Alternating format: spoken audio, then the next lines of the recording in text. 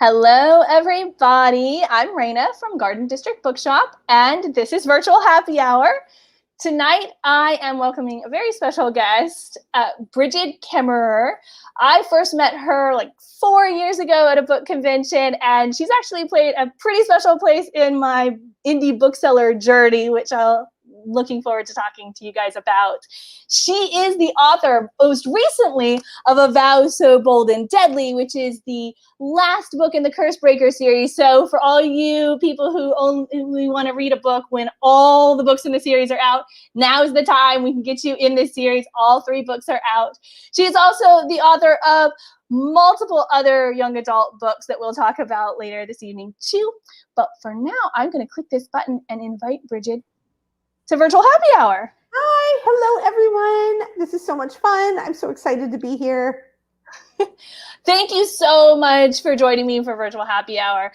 This is it's kind of a culmination almost of a series of events that you know basically nothing about and did nothing except for write books to be involved in, which is a good thing. But yeah, we met like 4 years ago at Children's Institute, and that was the first book of yours. I want to share it. Letters to the Lost is the first book, not that you wrote, of course, but the first book of yours that I read, and I have read it like 4 times now, and I love every page. And everyone, young and old, I'm gonna put a link to all of Brigid's books. But Letters to the Lost, just read it. Just read it. Just do it. Oh, thanks. So I'm gonna talk about letters. We'll get to Cursebreakers, but I want to ask you a question about Letters to the Lost too. So let me tell you guys, it's very briefly. There is a young woman who she's a teenager. She's like 17, if I remember that correctly, and her mother passed away, and she writes letters to her and takes them to the cemetery and leaves them on her gravestone. And there's a young man who has some community service he has to do by mowing the lawn in the cemetery, and he sees that letter, but not her. He doesn't know who wrote it, and then he decides to answer it. And they go back and forth like this for the majority of the book, not knowing who the other one is. And what I love so much about this book is you do an amazing job writing the romance that happens in this relationship. Like, they don't know who they are. There's like, it seems almost unbelievable. Like, how do you write this when they're never together? They're never together. They are having a relationship with, could be anybody, but as the reader, you're building this, like, the romance part of the book without them actually, like, ever being together. And I love it. It's, you get all of the emotion, you know, and that, anyway, I'm gushing, but Thanks. Thank you. Yeah, that book was a real turning point for me, because before that one, all of my books had been paranormal YA, and Letters to the Lost. So many people had read my paranormal young adult books, and they were like, you know, these read like a contemporary with just a little bit of magic or paranormal sprinkled in. And people kept saying, when are you going to write a contemporary? And I didn't know if I could do it. And one day I was just sitting there thinking, you know, what kind of story would I like to tell if I wrote a contemporary? And I thought of, at the time, one of my favorite, oh no, did you go away? Hopefully you guys can still hear me. Sorry, that was me. I'm back. They can hear you. I can hear you. I just pushed the wrong button. I said, what happened to Raina? I hope you're not having the show, because I don't know how to... Just keep going. You got this. I'll be back. Sorry, everybody. No, it's fine. No, but I remember I was sitting there and I was watching that, and I hate to call it an old movie, but it is kind of an old movie. You've Got Mail. Yeah.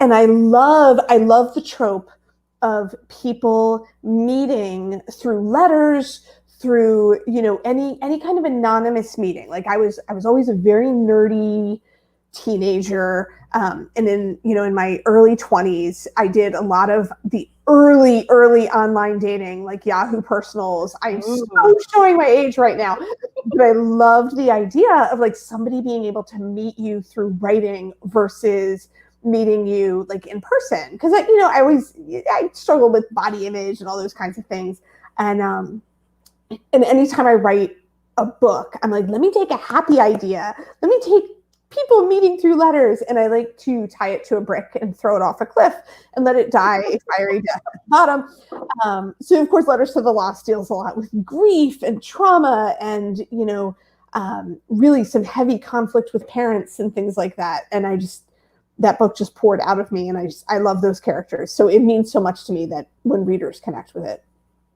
When I think too, you're saying Letters to the Lost, it deals with these heavy concepts, and all of your contemporary books especially deal with these real life, just heavy situations, but in a way that's hopeful.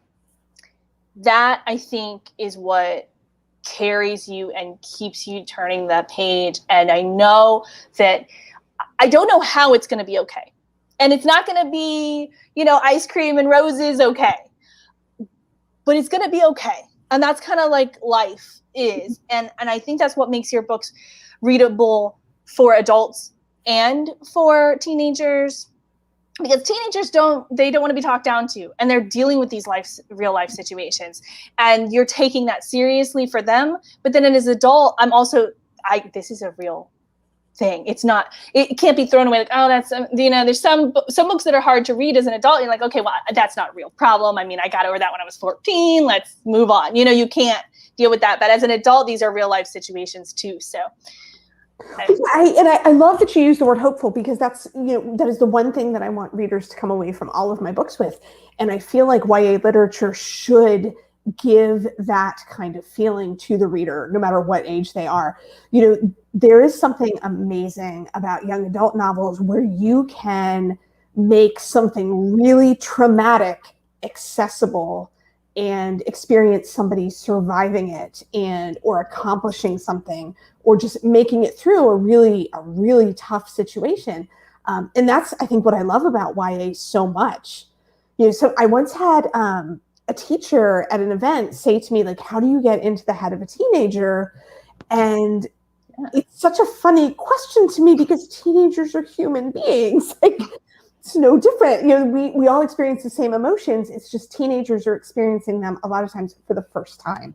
And I think it's just about making sure that it's a raw discovery of that emotion on the page. Right. Well, and that makes sense, because there's there's plenty of people that are older that are dealing with something for the first time too. So it's really just getting in the head of the character. Yeah. More so than, age, or, it's just whatever that character's lived through. Because sometimes there's younger people who have lived through some stuff that you're like, wow, okay. And you're only 15? All right. That's a different situation. Nick Bancroft's Griffin and Sabine series. Have you read the Griffin and Sabine series? No, I have not. So it's beautiful. It's one of those books that I want to say there's like 5 in the series. I could be off on that. It has drawings and letters. They are letters written back and forth to each other, and they're actually like handwritten out, and there'll be little doodles on the side, and the whole series is written that way. Oh, wow. That's cool. It's been out for a while, though. It's been so long since I've read them. It's so sad. Like, I couldn't tell you how, like, the progression of the relationship now in those books. I just remember them being so pretty and loving, like, turning the page and seeing the next doodle or whatever. That's really cool. So where are you? It's cold where you are, isn't it? So I'm in Baltimore. And right now it's actually kind of mild. And I realize mild is a relative term. Like, today it was 48 degrees. And I'm like, oh, no. No. That's not good for me. So yeah, if we're gonna be friends, I'm gonna need to visit in the summer, or you're gonna need to visit me. That's how that's gonna go. It's, I think, 74, 75 today. Oh, I'm so jealous. Yeah, it was not like last week when the cold front was coming through. That was not good for me. We never lost power or anything like that, but yeah, it was so cold. And the houses here are not built for that. Like I live in a wood house that's raised off the ground. It is not built. I don't know that there's any insulation in these walls, because it's like 100 years old. And well, and I've heard like everything about the houses in Texas and what they're all going through, from that deep freeze, and how, and of course, there are Northerners. It's in the beginning mostly, where they were like, oh, you got a little snow. And people were like, no, you don't understand. Like these houses are not built for it to be 15 degrees outside. Exactly. Yeah, that's a big difference, and here, like, we don't have structure for that. Even the city doesn't have structure for it. And, you were seeing that in Texas. Obviously they don't have they're not ready for something like that. And we couldn't ice or salt our roads or something. Like we don't have anything. If we got a real snow here, we just shut down. Like there's nothing is happening until that thaws out, because we have no way to deal with that. I'll definitely have to check that out. So everyone who's watching, if you have a question or a comment, type it in the comments. We will answer your questions, whatever you've got. We got books, book selling, we'll do CrossFit kids, weather, clearly, whatever. Yeah, I'm happy to talk about anything at all. Whatever you have to talk about. So I have a 14-year-old son. And I have a 13-year-old son. Oh, they can be friends. Yeah, right. We're gonna make more friends, so we're all gonna be friends. We don't like. Is he still into reading? No, so it's really tough. Okay, so my son was a big reader, and then when he started like middle school, and they really started picking apart the books that they were reading, he kind of just on reading for pleasure. And I'm trying not to let that bother me. It's really, really hard. And I know there's definitely a point to studying literature and looking at books and like breaking them down into how they work and things like that. But there is definitely a challenge there for keeping kids interested in reading and interested in, just narrative prose on a page. And with my son, he loves to read. He'll read some of like the graphic novels, things like that. But I also think there is so much in just consumable media now that is so quick that it's almost making it hard for kids to have the attention span to sit down and read a book. Like if you think about TikTok, every single story is less than 60 seconds. Do you mean it's that just blows my mind? And I realized, so I had downloaded TikTok a few months ago. Ironically enough, I downloaded it to make sure it was okay for my son. Quickly fell down the rabbit hole myself. Yeah. And what I realized was that I wasn't reading as much as I used to, and I would try to read, and I had such a hard time. So finally, I bought a physical book instead of an ebook, and I started forcing myself to read in the morning. And it took me like a solid week to get back into that rhythm. Yeah. It's so weird. It is weird. Social media, in general, it's just so quick. And I got TikTok actually for the store, because I do the social media for the store. So I'm like, okay, I need to figure out this TikTok thing. So I download it, and we have a TikTok. I don't use it that much, but yeah, I've made some videos, and I made some videos for the store, but I found the same thing. And the good TikTokers can tell you a whole story in 60 seconds. Yes. And that blows my mind too. Because I was trying to figure out, like, how can I create something someone would want to watch? Like, crap, I don't know that I have the skills to, like, I could show you a book to a song. I got that. It's not a problem.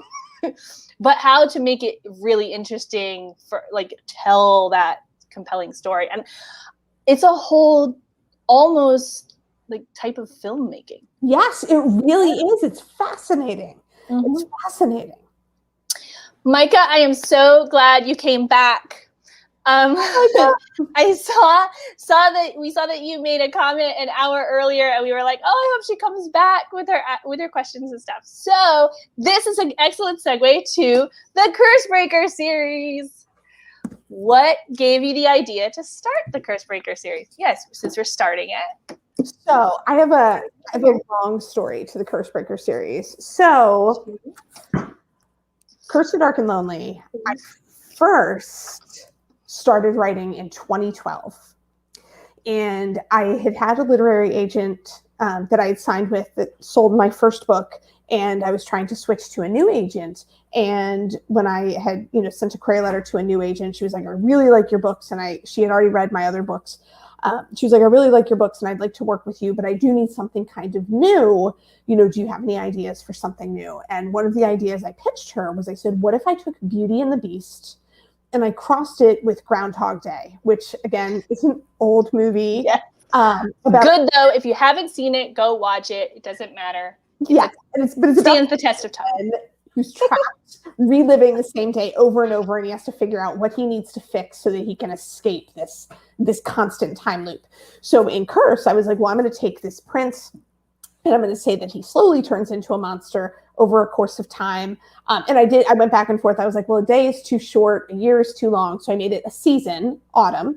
And I said, he's going to turn into a monster slowly over the course of an autumn. And if he can't get a girl to fall in love with him, the season will completely restart. And he will have to go back to the beginning. Now, I started this in 2012, and I wrote about 50 pages, and I sent it to my potential agent, who loved it and signed me as her agent. But my publisher at the time was a romance publisher, and they were like, yeah, we don't really do fantasy. It's not really our thing. This is portal fantasy. We don't really know if that works because it has a girl who comes from Washington, D.C. So that book just kind of saved on my hard drive. I say in a dusty corner.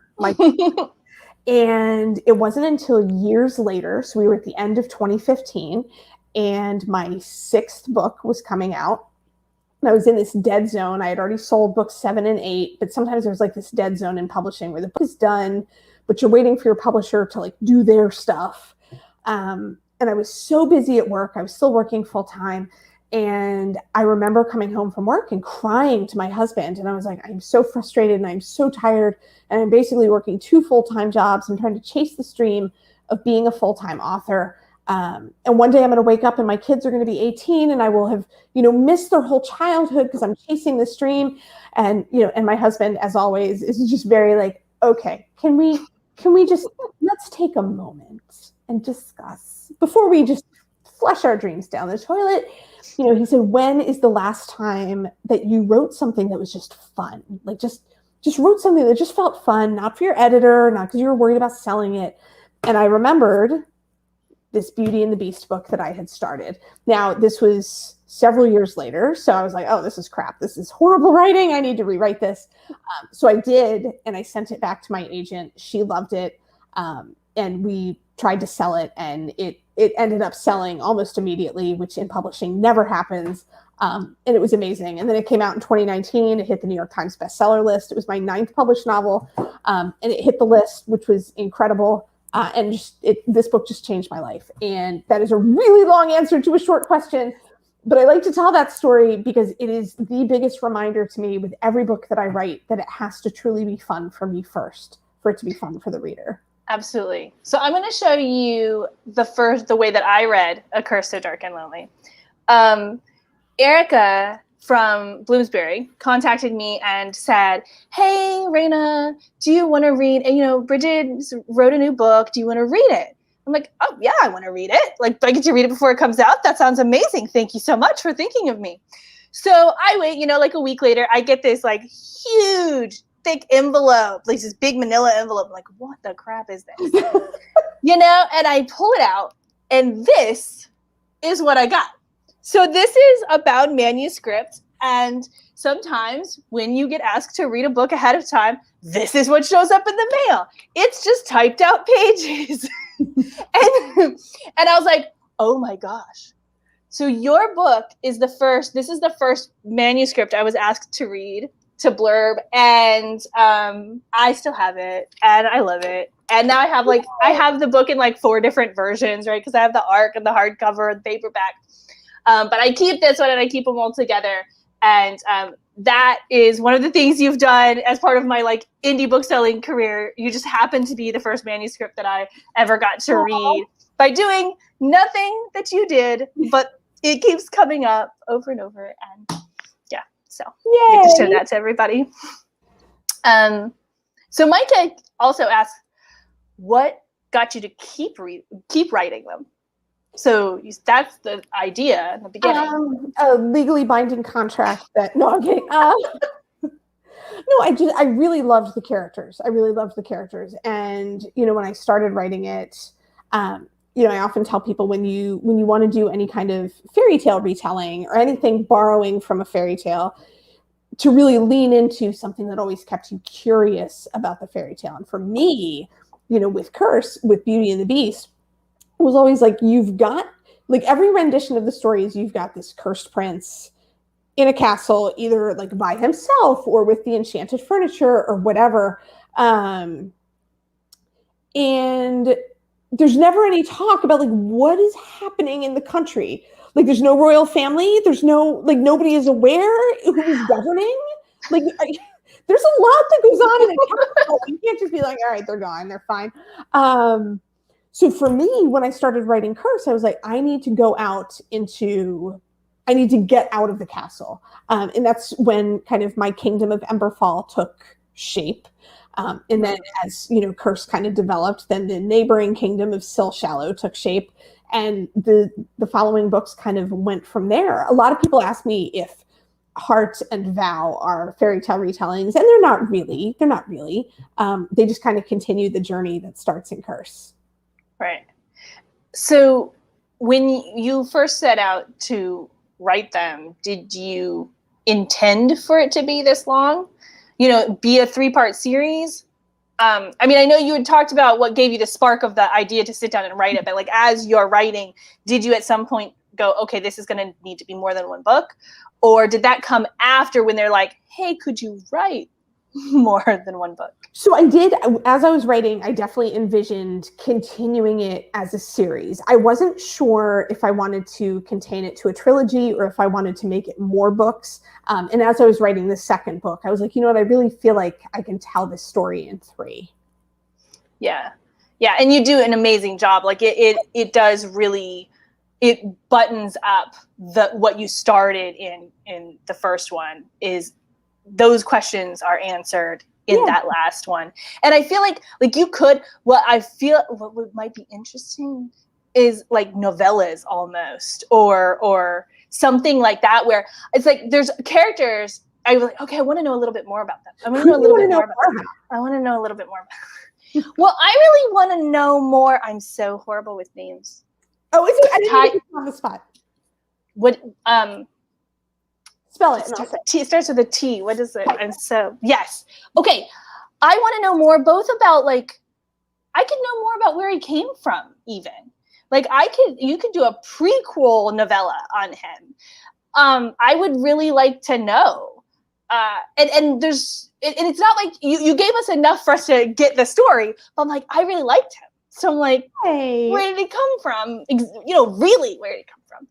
I would love to know more about the, oh my gosh, I am so bad with names. I should have written them all down, but I'm so full.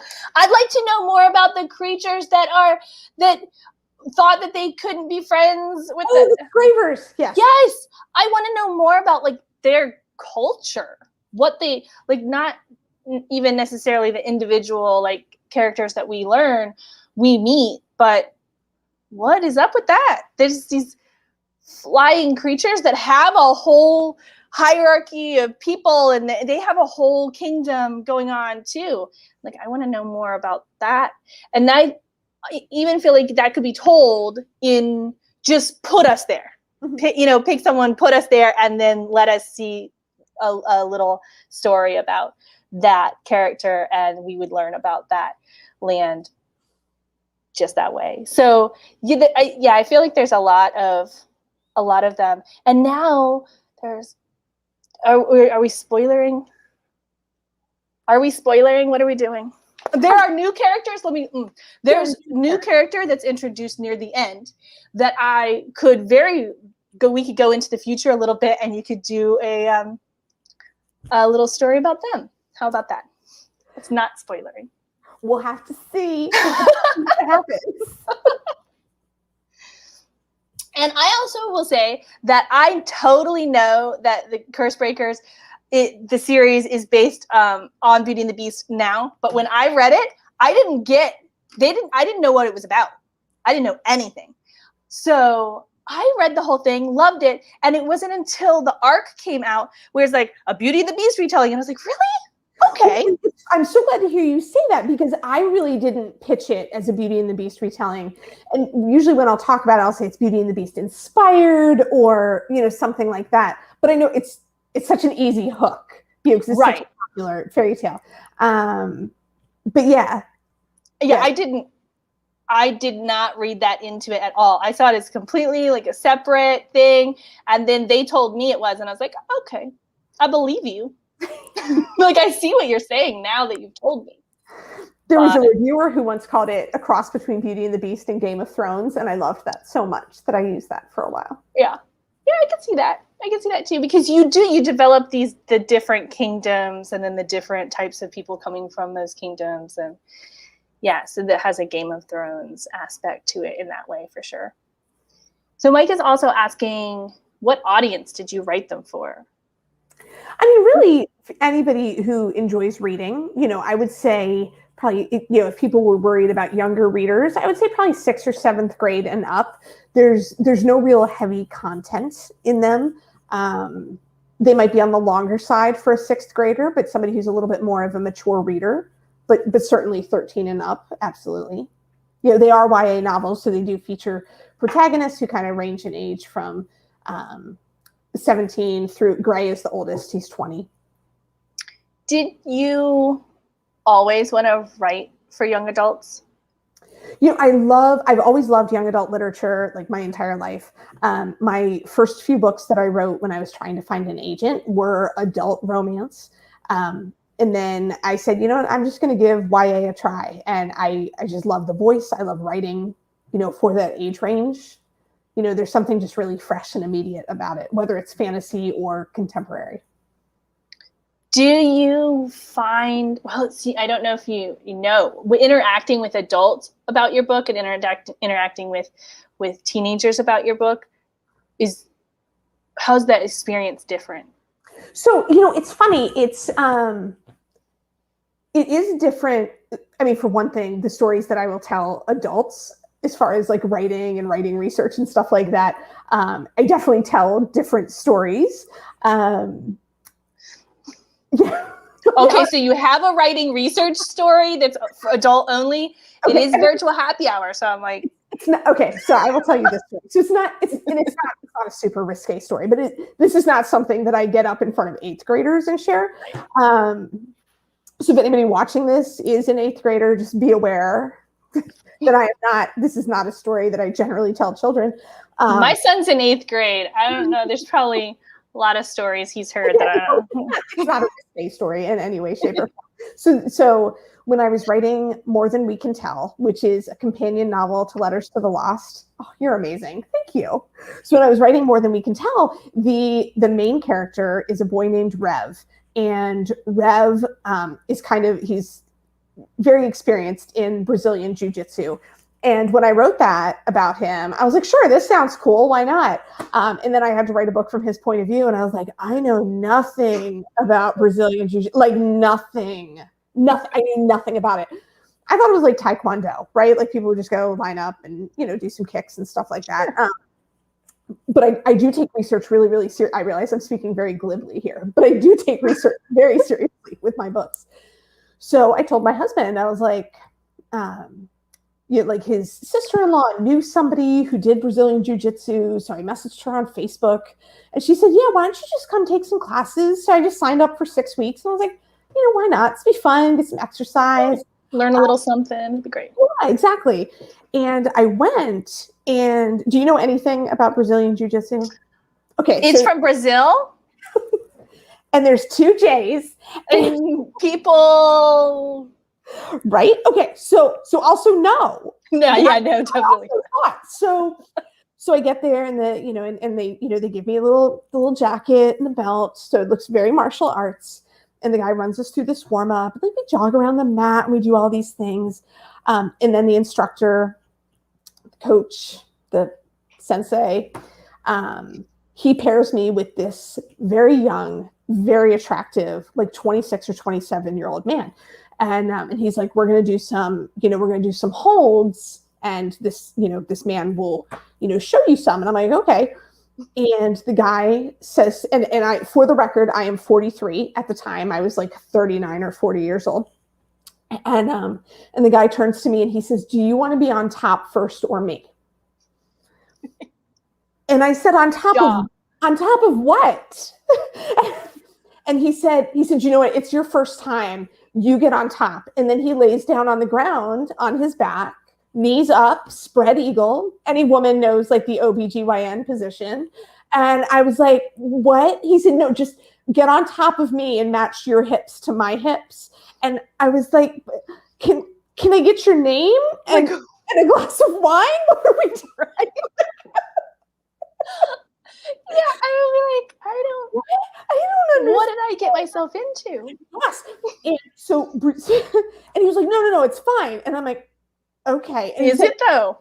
And he's like, once you're down here, I'm going to hold you to me as tightly as I can. I'm like, okay. It's not getting better. This is not getting better, sir. I really need to know your name at least. Can I check with my husband? Right? Do I need to text my husband before we do this? I thought this was just a thing. No. And so Brazilian Jiu-Jitsu, so I did end up taking all 6 weeks, and it is all grappling, and it's all like on the floor, and it's all like just strength and grappling and positions and knowing how to like get out of compromising positions. And it was so fascinating. And one of the coaches, like after the class, I was talking to him about the book, and he was telling me about how it's just very empowering. And really it's the way that kids play. And it really is. Yeah. Like now, as my kids are a little bit older, they just get down on the ground and they learn how to grapple and fight. And he said, even if you're in a fist fight is never going to stay upright very long. It's going to end up with people on the ground. And he said, that's why this is, the kind of thing that helps you get out of it. But anyway, that is my writing research story that I don't share. I see why you don't share it. Mostly because you're probably in a school sort of situation and you get to leave and everyone else has to deal with that for the rest of the day. I try not to use the word spread eagle. You've got like a list of words not to use and spread eagle is just on there. Yeah. Someone sees like the random list, they don't know what it is.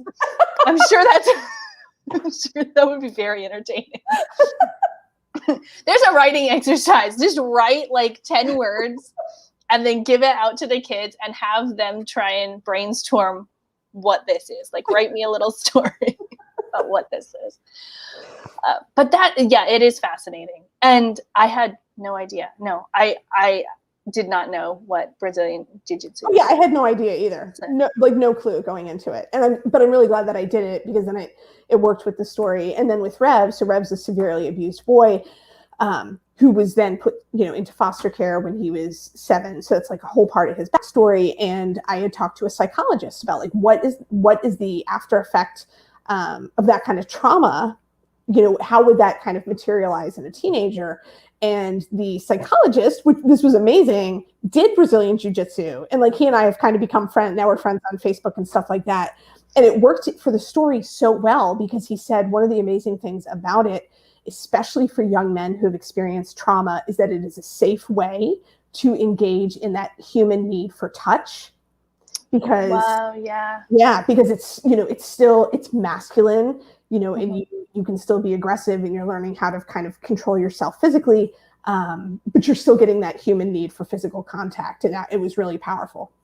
Well, and that just was a coincidence. Yes, at that point. Absolutely. Mm-hmm. And I imagine too, it's also, from what it sounds like, it's a little less violent. You're not aggressively jumping out at people to attack them. You found yourself in this situation, and now how do you get out? And that, I would think, psychologically would be positive too. Mm-hmm. So that's fascinating. That's really interesting. Yeah, I have piles of your books over here. I know, I have too many now. So do you must end up with all of these too. Like, yes. Obviously more than I have, because you're probably sending you boxes of them. And you're like, great, thank you. Like, the first one, I imagine the box of the first box of your first book is amazing. And then the 10th box of your last book is like, thanks. Well, and you know what's funny is I don't know. What really starts to take up space is foreign editions. Oh, yeah. You know, in some languages, like Spanish, I have a friend who's a pediatrician who has a lot of a heavy Spanish population. I give her all of my Spanish editions for her teenage patients. And she's like, they just walk right back out the door, which is awesome. But like Russian, I don't know what to do with 10 copies in Russian. Do you know, like, yeah, even if you knew one person in each language, you have 9 left. Yes. And the covers are beautiful, though. Sometimes they redesign the whole cover. And I think that's also fascinating. That whatever the marketing research is that goes into why it has to use these colors and that way, you know, look this way in different countries. I don't understand any of that, but it's fascinating. Mm-hmm. And then you end up like a beautiful collection of books. So how many languages, I guess, which book has been translated into the most languages, and how many is that? Probably a tie between Curse and Letters to the Lost, and they are both around 16. That's fascinating too. It blows my mind. Yeah, it really blows my mind. Yeah, because I couldn't even rattle them off for you if I wanted to, you know, because I know that there's Bulgarian and Croatian and Czech and, you know, Spanish, but then there's also like Spain, there's Portuguese, then there's like Latin America Spanish. Yeah. That's another fascinating question. And I don't know who would have the answer to this. How do they choose which countries to release it in, or are they just pitching it across to as many as possible, and that's just who said yes? Yeah, and then that's how it ends up just being Belarus, and you're like, why? Like, yes. Why that? Yes. Like, well, because they read the back of the book and decided they liked it. I don't know. There you go. So Micah wants to know if she can ask questions about parts of Vow. Sure, go for it. You ask, we'll figure out, we'll answer. And absolutely try not to be super, super spoilery, but we will answer your question. So that is really interesting. I didn't know how they picked that. Reading books in translation are one of my favorite books, like genre of books to read, no matter really where it is. Because I'm sorry, I apologize, Micah. I thought about that right after I said it. I'm trying to get in a better habit of using they and them across the board until I know, and that's a place I'm. Well, and I wondered because I do know a girl named Micah, but then one of my son's best friends is a boy named Micah. And it's and it is. But thank you for correcting me. So reading books in translation is one of my favorites. And it doesn't really matter what country it comes from. I just find that it transports you to that country in a way that reading about it in English, like someone who speaks English or is maybe from America or the UK or whatever, and then went to Spain for a long weekend or whatever, and then came back and wrote a book set there. It's not the same as someone who lives and breathes, is from Spain, wrote it in that language, was originally intended for that audience.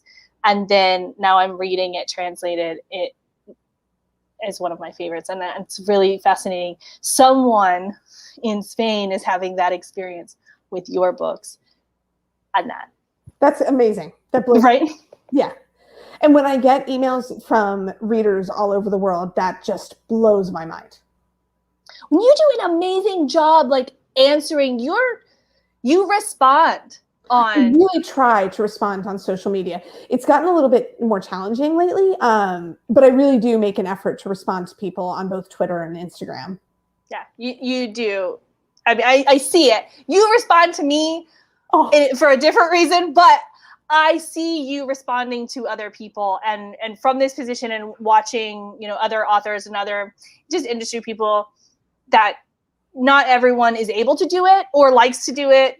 Mm-hmm. And you do an amazing job. I see that interaction with your public, and that's great. I love readers, and sometimes things will happen. Like right now I'm dealing with and I don't want to shame anybody, so I'm not going to say it publicly, but right now I'm dealing with a little situation with somebody. But sometimes I do think about like shutting down my DMs and, being a little bit more restricted, but I don't want to be that person. I've always been very accessible, and I don't want to ruin it for anybody else just because one person kind of oversteps what should be a natural boundary.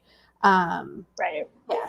When sometimes, it's good to step away when you need to, and I've seen you do that too, where you're like, oh, I've had to, shut down for a little bit, but I'll be back. And that's, take your minute. Like everybody needs their space. And sometimes that's like, I got to just shut down those DMs for weekends and, go do my thing and come back. And that's life.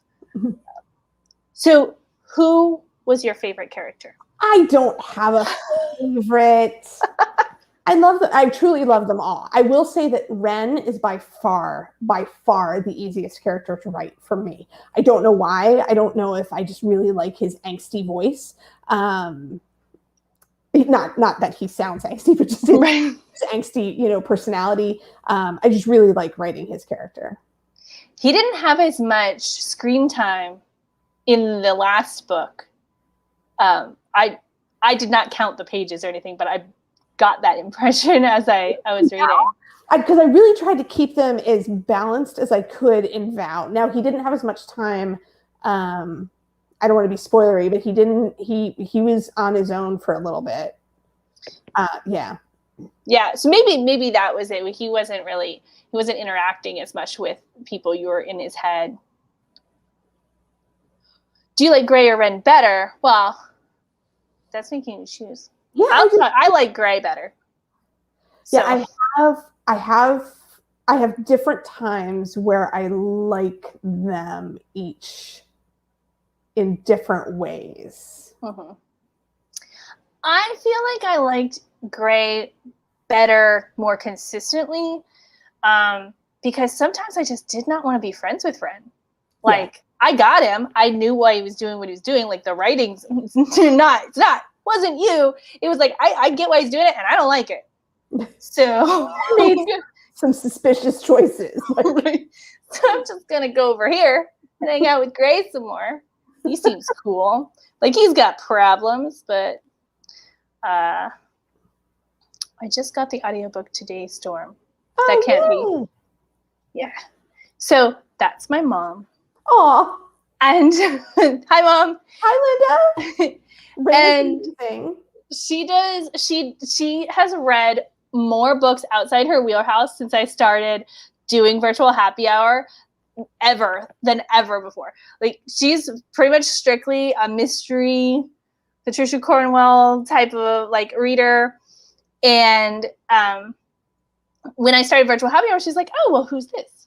Oh, who's this? Let me see if they have it at the library. Let me see if they have, and I was like, did you, after I can't remember whose book it was. After the first one, she had said that. I was like, did you really read that? Did you just say that? Are you just, I love you. Are you trying to be helpful? And she's like, no, I've read it. I really liked it. I was like, oh my gosh. My mom's reading she's reading sci-fi fantasy. She's reading YA. She's reading Lisa's like, yay, Mom. That's cool. So there you go. Yay. I was actually just looking your books up on audio earlier today, and they're not all available in audio, are they? The only one that's not on audio is Thicker Than Water. Okay. Everything else is. Now, I know the Cursebreaker series, I'm pretty sure the Cursebreaker series and my contemporaries are through Audible, so might not be available through library lending. But I believe the Elemental series is. Oh, you know what? I got a question for you about Audible Exclusives, and you may or may not know the answer. How long does that last? I don't know the answer to that. I think it's indefinite. So yeah, that's been a question. As indie bookstore, right? We partner with Libro FM, and it's basically like Audible for independent bookstores. It's not owned by Amazon, right? And so we were wondering that because I can't. That's why I was looking on Libro FM today, and I couldn't get it.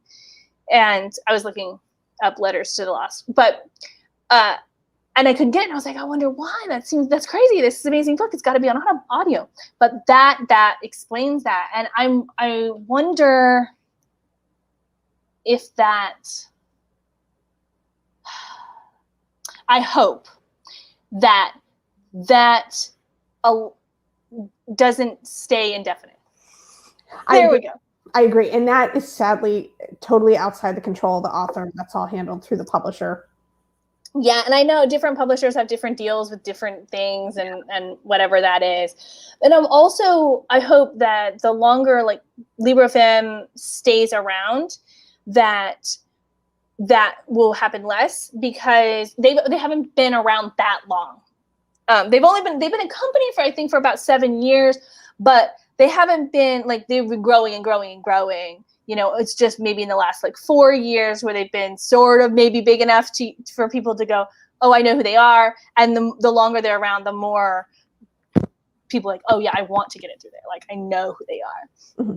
So hopefully as that continues to grow, we'll get more like crossover action. Oh, what's your biggest regret about the Cursebreakers series? That's a good question. That is a good question because that makes you think. You know, I wish, it's not really a regret, but I sometimes wish I had given Ren and Harper some extra chapters in A Heart So Fierce and Broken, because I didn't realize how much readers really wanted their point of view, especially with some of the choices that Ren was making and what Harper was allowing in the middle of the book. I can see that. Yeah. I can see that. I feel like I could read more about all of them at any point. But that's an interesting thought. Because of the times that I didn't like Rin, I may have liked him better. But see, this is too hard because you do eventually tell us why he's feeling all these ways about things and why he's so closed off about so many things. But in my mind, I was like that I could, maybe I would have understood that a little bit better. I would have liked him better throughout the middle. I don't know. It works out in the end. So in the end, I'm like, okay, I like you. Now that we don't know, like I don't know. Okay, I have a question for you on these. And I'm sure you get this. You've probably had this question a billion times, but I've got to ask it because I would totally watch it. Are they gonna make a TV show or movie of this? Do you want them to? I would love it if Hollywood wanted to roll in and make a version of anything. Right now, the rights are available for everything. So I can hook you up with Brigid if you are in the right career path that you could help out with this. You just put it in the comments, and I will connect you. I think this could be a great TV series. I wouldn't see it as a movie because it's just so much going on, and because the way you write it, each chapter is from a different point of view, a different character's point of view. I mean, that just lends itself to let's watch this character go do this thing, and then let's watch that character go do that thing in a TV show. And there's so many little, because of that way you write it too, I think there's so many little cliffhangers that you could leave each episode on. Yeah, I would love it. Yeah, I would say yes in a heartbeat. So, okay, follow up to that. Would you want to stay involved in the process? So maybe a little bit. I do sometimes think that when TV shows try to stick too close to the source material, that it doesn't work. I think there are certain things that work better on a screen than they do on the page and vice versa. but I wouldn't mind being involved a little bit. But I also know that there are other people who are more experienced than I am in making something visual, and I would yield to the professionals.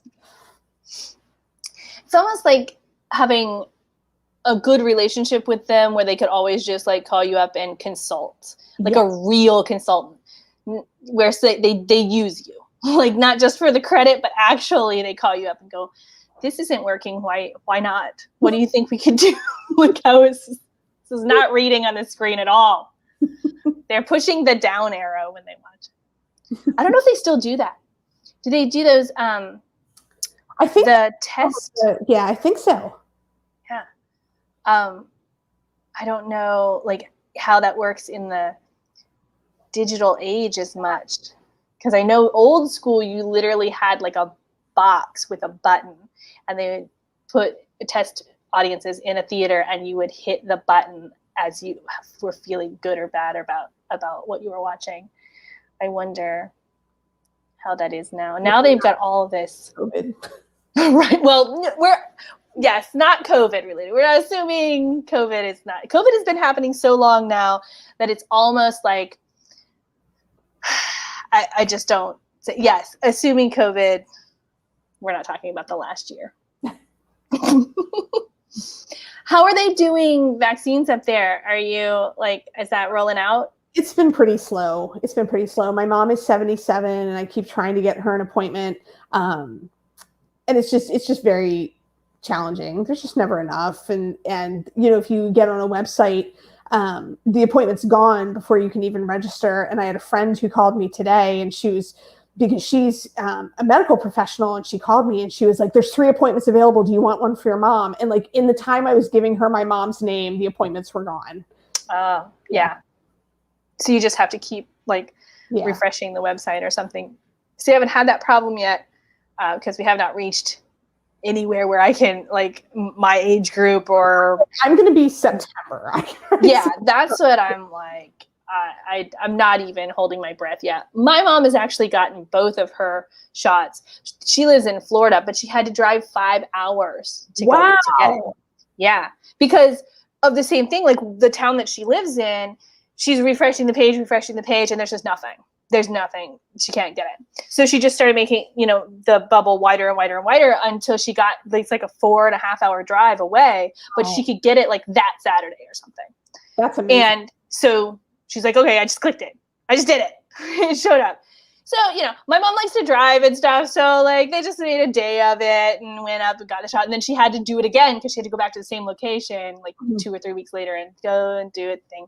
But yeah, I mean, everywhere has issues like that, and I'm not holding my breath for whenever it'll be to get them. Crazy. Yeah, I'm hoping if I get to go visit my family for the summer, we've won. Yeah, that's my semi-realistic goal for the vaccine process. Well, it was funny. I was invited to do a book festival in September, and my publicist, Ksenia at Bloomsbury, emailed me, and she was like, here's the catch. They want you in person. And what's funny is, 2 years ago, it would have been like, here's the catch. They want to do it virtually. Right? But she was like, here's the catch. They want to do it in person. And she said, if you don't feel comfortable, that's fine. And I'm like, we are now in a day and age, like, who knows what September is going to look like? So I said, I'm going to say yes, with the caveat that. Right. Yeah, because you kind of have to. Yeah, but you have to start saying yes to those things because they are starting to roll in. There's things happening. The Children's Institute is supposedly going to be in person this year, and that would be the end of August, beginning of September. Oh, wow. But, I mean, they announced dates for it. Where are they going to do it? It's going to be in Tucson. Because it was the same place it was going to be last year. Mm-hmm. And then it got canceled. And if they actually do go through with it, it'll be the first ABA book convention in person since COVID started. Yeah. So if that happens, I'm going to be there, I think. That's the plan. Again, that's the plan, to be there. But yeah, if everything goes according to plan and we have our vaccines, then it should be okay. Yeah. From what I understand. Who knows now, right? Right. But I know, like, in a year or two, let's say, we'll probably all go and definitely get our COVID shot every year. Like, we are supposed to get our flu shot. Flu, yeah. Yep. And that's what it'll be. And I'm looking forward to that. Me too. Very much.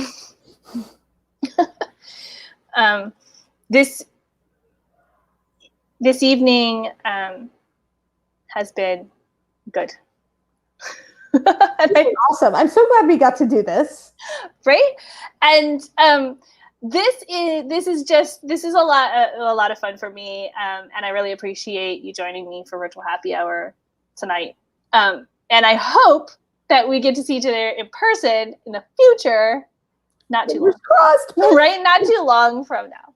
I do want to mention, though, before we go, you have a book coming out in September? Yes, Defy the Night. And Defy the Night, is that contemporary or is that fantasy? What is it? It's fantasy. It's totally unrelated to Cursebreakers. It's all brand new fantasy. I have another question. We're going to go into other questions. Do you like writing fantasy better than contemporary, or? I love them both. I am really very solidly a character-driven writer. Yes. So I can throw them into a fantasy world, or I can throw them into a present-day high school, and either way, for me, it's the character, not really the world they're in. Do you find that writing fantasy gives you more leeway to,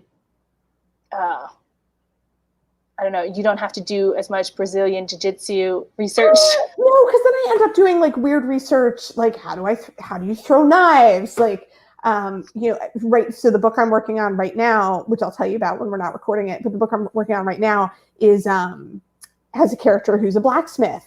And I'm like, oh, great. Something else I know nothing about. And not only is he a blacksmith, I'm like, somebody was like, well, they've got, blacksmithing lessons at, this place near me. Like every Monday they have a club that meets. And I'm like, but it can't be present day blacksmith. Like we can't use a blowtorch. Like you need like medieval fair, kind of. So you got to call those people up because they are there. Someone knows how to do this, and they will teach you how. Yes. There's actually a gentleman who comes here. Well, he lives in Texas, and he does this all the time in Texas. But sometimes he'll go out if there's enough people that want to do his class, and you make a sword. Like it takes all day, and the class is like $125 or something. But you leave with a little like dagger. Cool. I was like, oh, it's never worked out yet to be like the right time and the right whatever for me to do it, but I'm going to do that one day. That's really cool. Yes. Did you make them a blacksmith or any of the other things do you sometimes do that because you want to know more about it? I mean, sometimes, other times it just suits the character or the story. Or I just think it's cool and I'm like, let's just do this. Why not? So maybe it is. Maybe I'm like, I don't know enough about blacksmithing. Let's do that right now. Good. Murphy. I was like, I don't know anything about classic cars or restoring them. Sure. Let's just throw that guy in there. Yeah. You just need that. That sounds good. But yeah, that's awesome. I think that I love research too. So I think if I was going to write something, I could easily see myself going, okay, well, it kind of fits this character, but I really want to know more about that. So definitely I'm going to make them learn how to do this because I need to learn how to do this. So that sounds fun. And sometimes when you are, as a reader, you put, if the author writes about something so interesting and believable, that will make me want to know more about that, even though it doesn't really have to do with the story. You know what I mean? Cool. Does that make sense? So your research comes out. It is not just believable for your stories, but also is like inspiring. You're like, okay, I never really cared about this before, but now I'm like, is that how that works? What is this? Yay! More too. So, all right, we made it to 6 o'clock. Thank you so much for letting me talk to you and ask you all your questions and sort of fangirl out. This was so much fun. I'm so glad you invited me to do it. We have to do it again. Oh, do we want to do this last question? Oh, what's Micah that? has one more question. How do you get someone to design your cover for your books, or did you do it yourself? That is all handled by the art department at Bloomsbury. So they are the ones that do these beautiful covers. This was done in collaboration with an artist named Shane Rebenscheid, and his website is blot.com. He does amazing fantasy covers. So I highly recommend to anybody check him out. I am going to, as the last thing here, put that link. Oh my God, test it first, just in case. I did. I did look at it. It is book covers. It looks like illustrations and book covers. So I had a moment where I was like, it's someone's illustrations and book covers. I'm sure it is. That's probably it. Either way, it's beautiful. So just enjoy the site. Oh, well, thank you so much for having me. This was so much fun. Yes, thank you. And thank you to everyone who watched and commented. We really appreciate it. Yay. And you guys have a good night. Bye.